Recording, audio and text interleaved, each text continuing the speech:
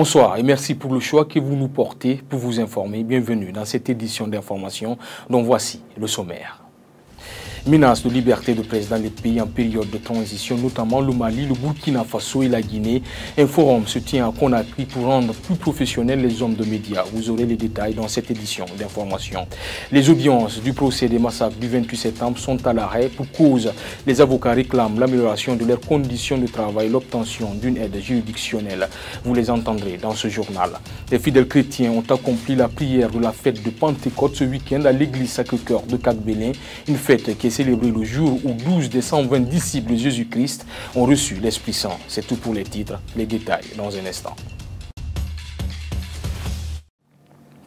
Encore une fois, bonsoir et bienvenue. Ouverture du forum tripartite des instances des médias du Mali, Burkina Faso et Guinée ce lundi à Conakry. Ce forum vise à rendre plus professionnels les hommes de médias pendant les périodes de transition. Il faut noter que la liberté de la presse reste très fragile dans la pratique du métier du journalisme dans ces trois pays gérés par des régimes militaires. Reportage Mamadou Tanouba.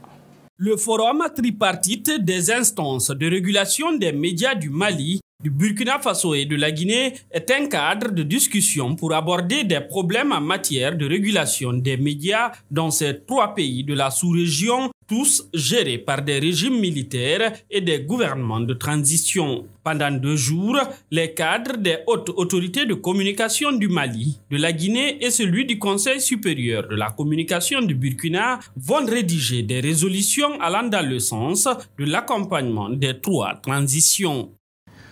Durant cette rencontre de 2 jours, nous allons aborder des sujets clés tels que l'exercice de la liberté de la presse en période de transition, le respect de l'éthique et de la déontologie dans l'exercice du métier de journalisme, la lutte contre les discours de haine et la désinformation, le relais par les médias de l'incitation à la violence et bien sûr, la protection des journalistes dans l'exercice de leur métier. La situation de la liberté de la presse est très fragile dans ces trois pays. Les journalistes font souvent objet de menaces dans l'exercice de leur profession, une réalité que déplore le syndicaliste Sekou Jamal Pendessa.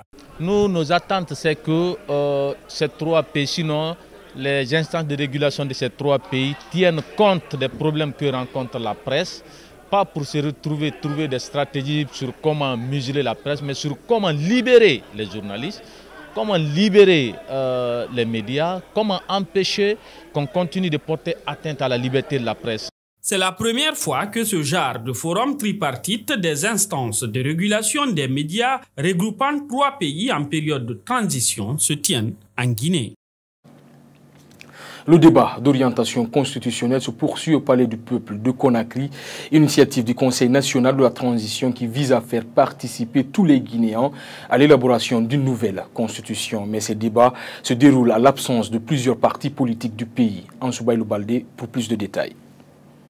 L'initiative du Conseil national de la transition est de faire participer toutes les composantes de la vie nationale au débat d'orientation constitutionnelle. Partis politiques, société civile, leaders religieux, syndicats, patronat, la presse, tout le monde est invité à faire des propositions au CNT, des propositions qui seront incluses dans la future constitution. Cette initiative s'inscrit justement dans la préparation de l'élaboration de l'avant-projet de constitution, impliquer les Guinéens en amont du processus avant de venir justement leur soumettre le texte par voie référendaire au fin de son approbation. La spécificité, c'est la contribution savante. Tout ce qui parle ici, on des mémos, des idées bien ficelées, bien écrites, qui nous ont transmises avant justement de présenter de manière officielle leurs observations.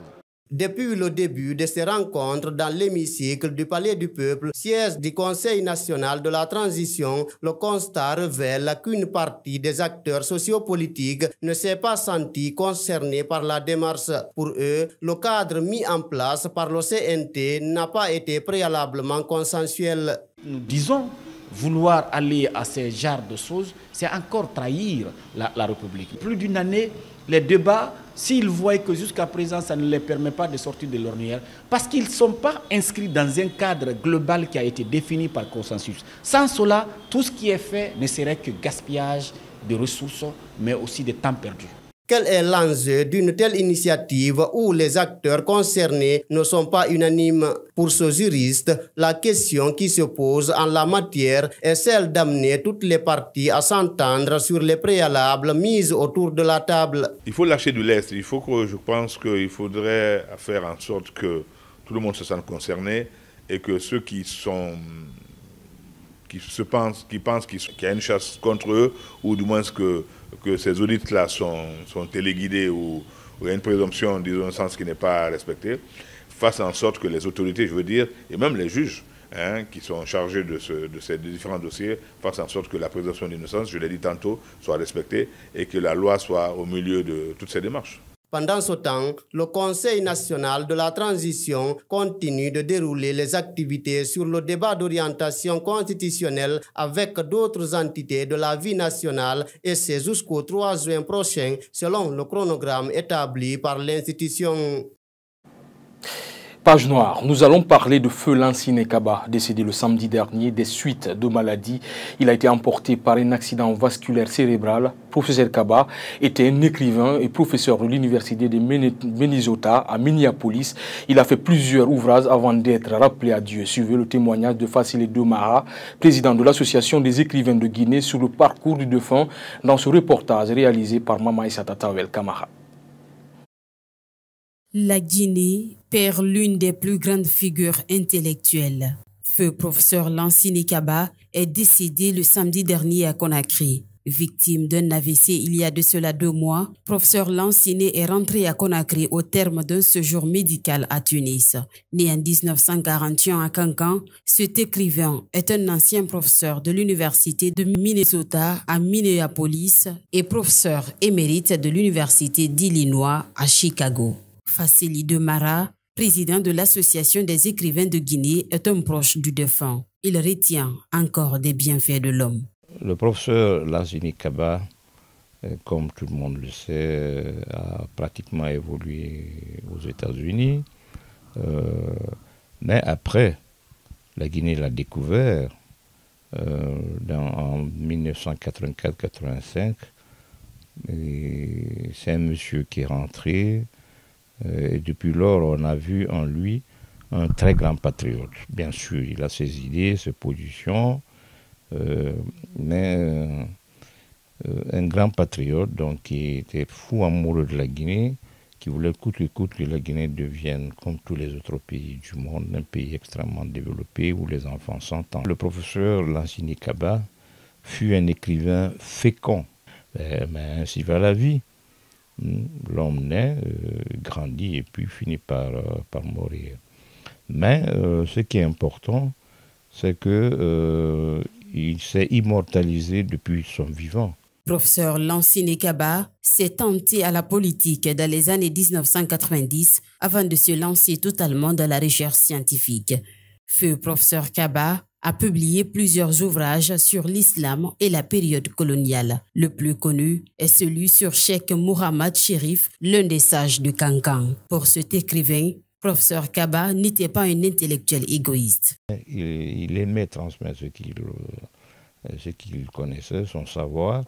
Et c'est pourquoi je crois qu'il adorait les médias aussi.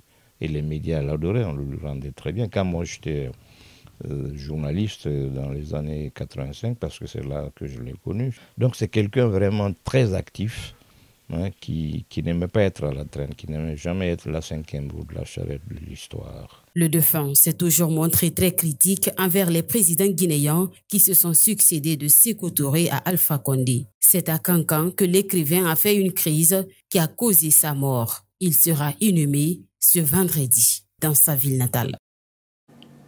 Justice, procès des événements du 28 septembre. Les avocats constitués de toutes les parties décident de bouder les audiences à partir de ce lundi. Dans une lettre adressée à M. le Président et M. les assesseurs composant le tribunal criminel délocalisé de Dixine, les hommes en robe noire suspendent leur participation et réclament l'amélioration de leurs conditions de travail et l'obtention d'une aide juridictionnelle. L'audience de ce lundi n'a pas eu lieu, une situation que regrette le ministre de la Justice, Amara Bangoura. L'enceinte où se tient le procès des événements du 28 septembre 2009 est déserte ce 29 mai. En cause, les avocats de la partie civile et ceux de la défense ont suspendu leur participation aux activités. Ils réclament l'amélioration de leurs conditions de travail et l'obtention d'une aide juridictionnelle. Maître Aboubakar Sidiki Kamara est l'un des représentants. Ce que nous demandons au ministre, nous passons par le ministre pour demander à l'État. C'est un droit. En plus de cette aide juridictionnelle, nous avions demandé à ce que nos conditions de travail soient améliorées. Nous sommes assis sur des petites tables comme des écoliers. La question liée à l'aide juridictionnelle semble le point d'achoppement dans le combat des avocats. Mais pour le ministre de la Justice, elle est destinée aux personnes dont le revenu ne permet pas de s'offrir le service d'un avocat. L'aide juridictionnelle obéit à des conditions. Lorsqu'une personne constitue un avocat, si cette personne est dans l'incapacité de trouver les moyens financiers pour payer les honoraires de l'avocat, cette personne-là peut adresser une demande en bon et due forme au président du tribunal pour lui demander tout simplement à ce qu'il puisse bénéficier de l'aide juridictionnelle. Mais ce qui est regrettable, c'est que l'avocat eux-mêmes demande l'aide juridictionnelle. L'aide juridictionnelle, ce n'est pas pour les avocats. Maître Aboubakar Sidiki Kamara soutient qu'à l'allure avec laquelle évolue le procès, aucun accusé ne peut garantir les honoraires d'un avocat au-delà de 3 mois. Il se dit étonné de la réaction du ministre de la Justice. Quand j'entends le ministre dire que l'aide juridictionnelle, c'est accordé à ceux qui ne peuvent pas payer les honoraires des avocats, mais quels sont ceux qui sont impliqués dans ce procès?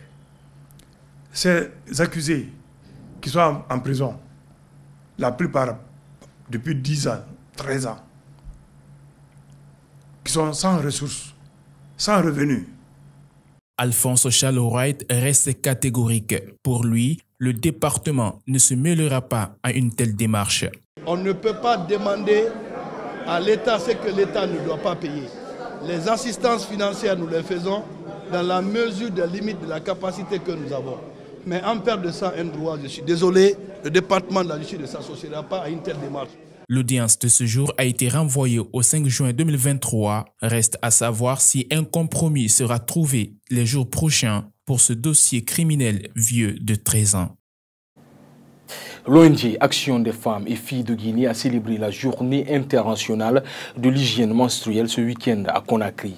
Elle a été célébrée sous le thème gestion de l'hygiène menstruelle, quel regard de la société, quelle approche de solution pour lever le tabou sur le phénomène. Cette rencontre va permettre aux filles, femmes et jeunes garçons d'avoir les informations nécessaires sur cette problématique. Aïssata Kourouma, reportage. L'hygiène menstruelle est une préoccupation quotidienne pour éviter d'être confronté à des désagréments et des sensations d'inconfort. L'organisation des filles-femmes de Guinée a jugé nécessaire de lever le tabou sur cette problématique. En Guinée, elles sont nombreuses les filles et les femmes qui ne connaissent pas l'importance d'une bonne hygiène menstruelle. C'est le cas de cette jeune fille, Fatoumata Silla, âgée de 18 ans, qui a été surprise de voir ses premières règles. Au cours de ce processus, ça n'a pas été facile pour moi. Parce que dès que je l'ai vu, j'étais partie prendre mon bain. Je suis rentrée aux toilettes, j'ai vu ça, j'ai crié fort. Je dis, mais je me suis blessée par où? Qu'est-ce qui ne va pas? J'avais eu peur d'en parler avec ma soeur. Dans plusieurs familles, le tabou a pris la place de la sensibilisation. Dr Alain Fangamou affirme qu'il est important d'approcher les parents pour les expliquer comment gérer ses premières règles dès l'enfance. Au fait, préalablement d'abord, la jeune fille doit avoir, n'est-ce pas, des conseils de la part, n'est-ce pas, de ses parents, maman ou papa ou voire même ses sœurs. Voilà, et quand elle est préparée à cela, dès qu'elle voit ses menstrues, elle saura vraiment qu'est-ce qu'il faut faire. Pour la présidente de l'Organisation des filles et femmes de Guinée, l'hygiène menstruelle est favorable pour les filles et pour les femmes. Elle affirme que cette journée est une opportunité pour eux d'échanger avec les filles sur l'importance de l'hygiène en période menstruelle. Par rapport à la journée internationale de l'hygiène menstruelle, l'objectif est ici de sensibiliser nos parents à pouvoir ici faciliter une communication adéquate entre nous. Parce que nous savons toutes et tous que ce n'est pas du tout probable et facile pour nos parents de pouvoir échanger avec nous sur les questions liées à la sexualité. Il faut signaler que 95% des jeunes filles ne disposent pas d'une bonne information sur la menstruation avant d'être confrontées à leurs premières règles, a laissé entendre Batro Sissoko. Les fidèles chrétiens, anglicans et catholiques de Guinée ont célébré ce dimanche la fête de Pentecôte, une fête qui est célébrée le jour où 12 des 120 disciples de Jésus-Christ ont reçu l'Esprit Saint. C'est dans l'église Sacré-Cœur de Kakbélé que les fidèles chrétiens ont effectué la prière. Reportage, Jenab Kamara.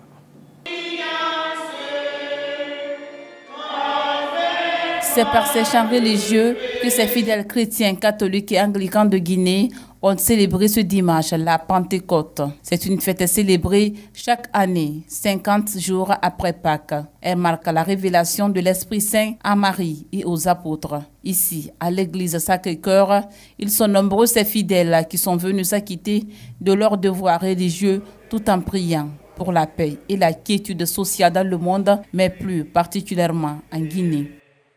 L'Esprit Saint parmi nous. Notre Seigneur Jésus-Christ nous a dit, le jour de son ascension, c'est-à-dire sa montée glorieuse à son Père, notre Père, qu'il ne va pas nous laisser orphelins, qu'il va nous envoyer un défenseur, le consolateur, le paraclet, c'est-à-dire l'Esprit Saint, et que cet Esprit Saint va vivre éternellement pour nous jusqu'à la fin de notre vie. C'est ainsi que, après sa résurrection glorieuse, 50 jours après, l'Esprit Saint nous est donné. Surtout qui sont en guerre, l'Ukraine, la Russie, le Soudan, mais la paix pour notre nation guinéenne et pour tous les enfants de la Guinée. La Pentecôte est l'une des fêtes les plus importantes de la chrétienté, étroitement liée à Pâques et l'Ascension. Selon ses fidèles, cette fête naît d'un miracle et marque la naissance de l'Église. Nous rendons grâce à Dieu,